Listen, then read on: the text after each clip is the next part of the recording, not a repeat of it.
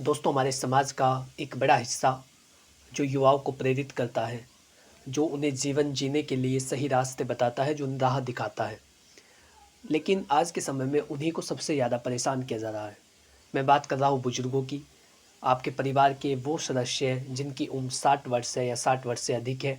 वो वरिष्ठ नागरिक जो युवाओं को इसलिए प्रेरित करते हैं कि उन्हें जीवन में कैसे आगे बढ़ना है। उनके पास उम्र का एक बड़ा तजुर्बा होता है।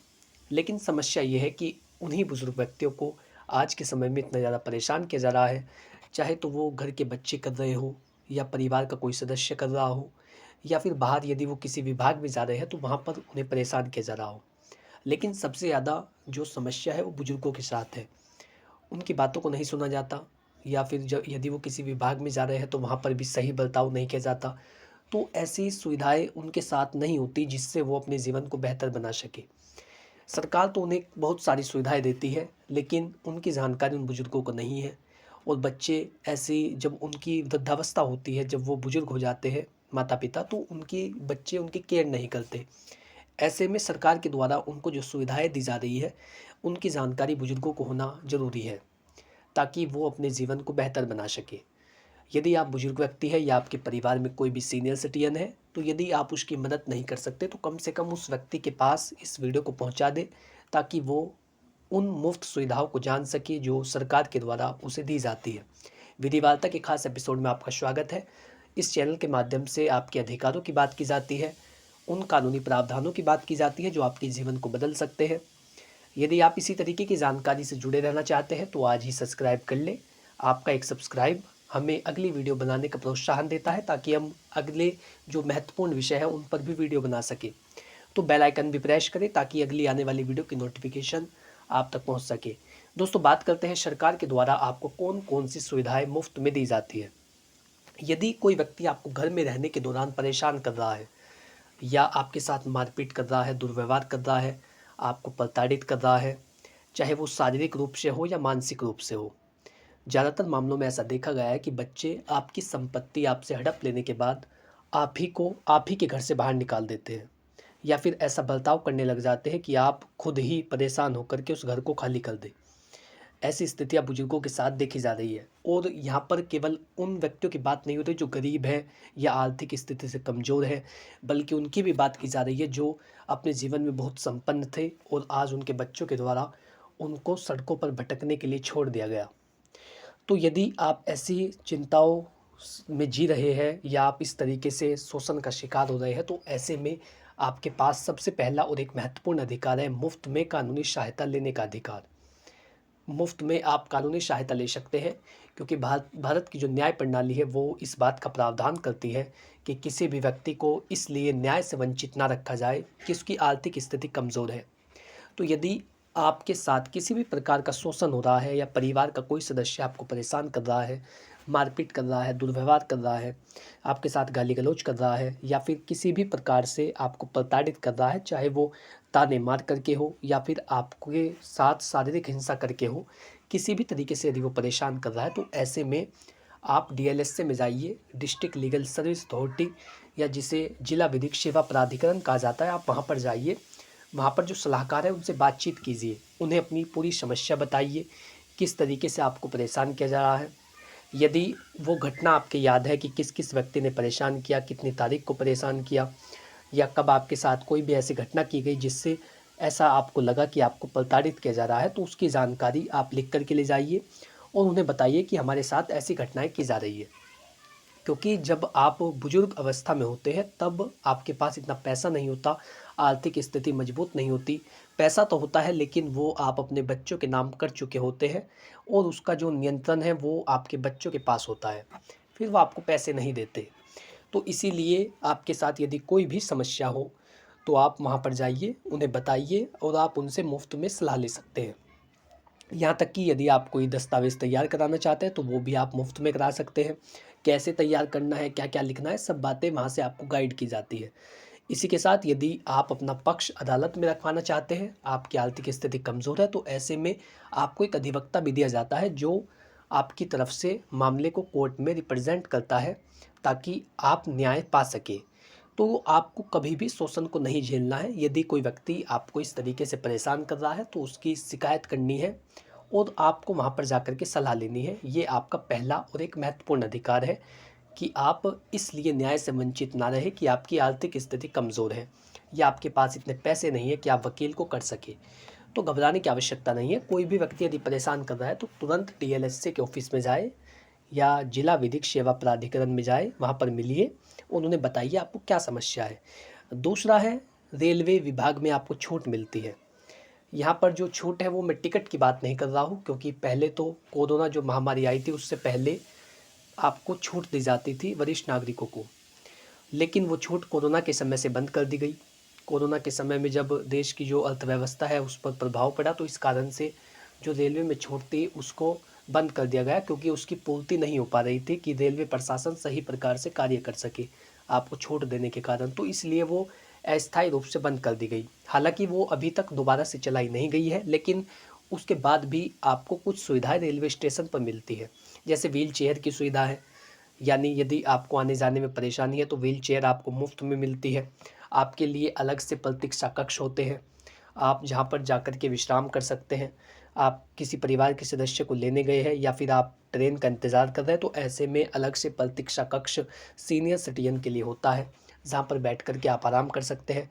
इसी के साथ जो ट्रेन है उसमें आपके लिए आरक्षित सीटें होती हैं। यदि आप ट्रेन में चढ़ गए हैं और वहाँ पर आपकी सीट पर कोई व्यक्ति बैठा है जहाँ पर लिखा हुआ है वरिष्ठ नागरिक, तो वहाँ पर आप उसे उठा सकते हैं और आप बैठ सकते हैं, क्योंकि ये आपका अधिकार है कि जो चीज़ें वरिष्ठ नागरिकों के लिए है उनका आप इस्तेमाल कर सकें। हालांकि ये तो हमारा नैतिक कर्तव्य है कि यदि कोई बुजुर्ग व्यक्ति हमारे पास आ रहा है तो हम उसकी मदद करें, लेकिन बहुत सारे लोग ऐसे होते हैं जो नैतिक कर्तव्यों को समझते नहीं हैं। ऐसे व्यक्तियों के लिए यही ज़रूरी है कि आप अपने अधिकारों को जानें। और अब टिकट बुक करने से पहले, यानी अब यदि आप जनरल डिब्बे में भी यात्रा कर रहे हैं तो उससे पहले भी आरक्षित सीट होनी अनिवार्य है। ऐसा नहीं है कि ट्रेन में बैठने के लिए लोगों की वहाँ पर भगदड़ मचेगी या फिर रेलवे स्टेशन पर भीड़ होगी। जो कुंभ में जो घटना हुई जिसमें भीड़ भाड़ के दौरान, अनियंत्रित भीड़ के दौरान कई व्यक्तियों की मौत हो गई, तो उसके लिए सरकार ने नया नियम जारी किया है कि यदि कोई व्यक्ति जनरल डिब्बे में भी यात्रा करना चाहता है तो उससे पहले उसे अपनी सीट बुक करनी होगी। जनरल जो टिकट है उस पर भी ट्रेन का नाम होगा। तो ये भी आपके लिए खुशखबरी की बात है, क्योंकि अब ट्रेन में ज़्यादा भीड़ नहीं होगी। भीड़ भाड़ वाला स्थान या जो भीड़ भाड़ वाली जगह है उससे आपको बचाया जाएगा, जिससे जो ट्रेन का आपका सफ़र है वो मंगलमय होगा। आप बिल्कुल आराम से ट्रेन का जो सफ़र है वो कर सकते हैं। इसी के साथ आपके पास एक और अधिकार होता है, वो है प्राथमिकता का अधिकार, राइट टू प्रायोरिटी। आपको पता होगा कि आपकी सुरक्षा के लिए सन 2007 में एक कानून बनाया गया था जिसका नाम है वरिष्ठ नागरिक अधिनियम, या जिसे इंग्लिश में कहते हैं the maintenance and welfare of parents and senior citizen act. तो जो सीनियर सिटीजन एक्ट है उसके तहत आपको राइट टू प्रायोरिटी मिलता है, आपको प्राथमिकता का अधिकार मिलता है। आप यदि किसी विभाग में जा रहे हैं, आप चाहे बिजली विभाग में जा रहे हो, आप चाहे बैंक में जा रहे हो, आप चाहे किसी भी कार्य से किसी अन्य दफ्तर में जा रहे हो, आपके पास राइट टू प्रायोरिटी होता है, प्राथमिकता का अधिकार होता है।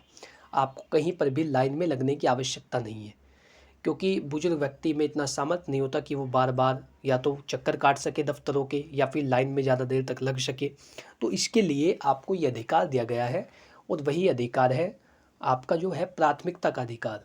यानी यदि किसी विभाग में भीड़ भी लग रही है तो सबसे पहले उन बुजुर्ग व्यक्तियों का कार्य किया जाएगा जो सीनियर सिटीजन है, यानी जो ज़्यादा दिनों तक चक्कर नहीं काट सकते हैं, ज़्यादा देर तक लाइन में नहीं खड़े हो सकते हैं, उन्हीं के लिए आपको ये अधिकार दिया गया है। तो आप अपनी प्राथमिकता के अधिकार का प्रयोग कर सकते हैं और संबंधित कर्मचारी को, अधिकारी को ये कह सकते हैं कि पहले मेरी समस्या को सुना जाए, या मैं जिस काम को लेकर के आया हूँ पहले उसे किया जाए। तो ये भी आपका अधिकार है। इसी के साथ यदि कोई आपका जो कर्मचारी है या अधिकारी है वो आपको इस अधिकार को नहीं दे रहा है या फिर आपको बार बार लाइन में भेज रहा है, ऐसे में उसके खिलाफ कानूनी कार्रवाई भी की जा सकती है, क्योंकि प्राथमिकता लेना आपका अधिकार है। अब बात करते हैं अगली मुफ्त सुविधा की, तो वो है स्वास्थ्य सुविधाएं और मुफ्त इलाज और मुफ्त में बीमा। तो इसके लिए भी आपको जो स्वास्थ्य संबंधी जो सुविधा है वो भी आपको दी जाती है, क्योंकि ज़्यादातर आप ऐसा करते हैं कि आप अपने स्वास्थ्य को भूल जाते हैं। स्वास्थ्य को आप भूल जाएंगे, उसे नज़रअंदाज करेंगे और फिर आपके शरीर में गंभीर बीमारियां जन्म ले लेती है। इसीलिए अपने स्वास्थ्य का ध्यान रखना भी ज़रूरी है। तो सरकार के द्वारा आयुष्मान भारत योजना जारी की गई है। आयुष्मान भारत योजना के तहत जो आयुष्मान कार्ड बनता है उस पर आपका इलाज 5 लाख रुपए तक का किया जाएगा, जिसकी राशि सरकार के द्वारा दी जाती है। आपका मुफ्त में इलाज होगा। यदि आप किसी बीमारी का इलाज कराना चाहते हैं तो 5 लाख रुपए तक का इलाज सरकार के द्वारा आपका मुफ्त में किया जाएगा। इसी के साथ वरिष्ठ नागरिक स्वास्थ्य बीमा योजना, यदि आप स्वास्थ्य बीमा में आपने निवेश करा है तो ऐसे में भी आपको उसका लाभ दिया जाएगा। प्रति माह के हिसाब से एक राशि आपके अकाउंट में डाली जाएगी, ताकि जब आपका इलाज हो तो आपको उसके लिए भटकना ना पड़े या फिर आपको ये ना सोचना पड़े कि पैसा कहाँ से आएगा। तो स्वास्थ्य बीमा करा करके रखिए। सरकारी कर्मचारियों को विशेष छूट मिलती है। यदि आप किसी विभाग में थे तो ऐसे में भी आपको सेवानिवृत्ति के बाद भी कुछ सुविधाएं मिलती है जो आपके स्वास्थ्य संबंधी, यदि आपको कोई बीमारी है या फिर आप इलाज करने के लिए जा रहे हैं तो आप उसका भी लाभ ले सकते हैं। और अंतिम एक जो योजना है आपके लिए वो है पेंशन की योजना। और पेंशन को ज़्यादातर बुजुर्ग व्यक्ति ऐसा सोच रहे हैं कि सरकार उन्हें भीख दे रही है, तो ये आपकी गलत सोच है। सरकार के द्वारा सम्मानपूर्वक आपको पेंशन दी जाती है। यदि आप किसी विभाग में थे तो वहाँ से रिटायर्ड हो जाने के बाद सरकार सम्मानपूर्वक आपको पेंशन उपलब्ध कराती है, ताकि आपका सम्मान किया जा सके कि जो आपने सेवा राष्ट्र के नाम की है उसके बदले में हम आपको प्रोत्साहित कर रहे हैं या हम आपको पेंशन दे रहे हैं। तो पेंशन लेना भी आपका अधिकार है। इंदिरा गांधी राष्ट्रीय वृद्धावस्था पेंशन योजना, इसके लिए भी आप आवेदन कर सकते हैं। 500 रुपये प्रति माह तक के इसमें आपको मिलते हैं। यदि आपके पास बीपीएल राशन कार्ड है, बिलो पॉवर्टी लाइन जो गरीबी रेखा से नीचे वाला राशन कार्ड होता है, यदि वो आपके पास है तो आप इंदिरा गांधी राष्ट्रीय वृद्धावस्था पेंशन योजना में अप्लाई कर सकते हैं। आधार कार्ड, बैंक की पासबुक, ये चीज़ें आपकी इसके साथ लगेंगी। और आपको आय प्रमाण पत्र अपना दिखाना होगा, ताकि जो आपकी आय को प्रमाणित करे कि आप गरीब व्यक्ति हैं।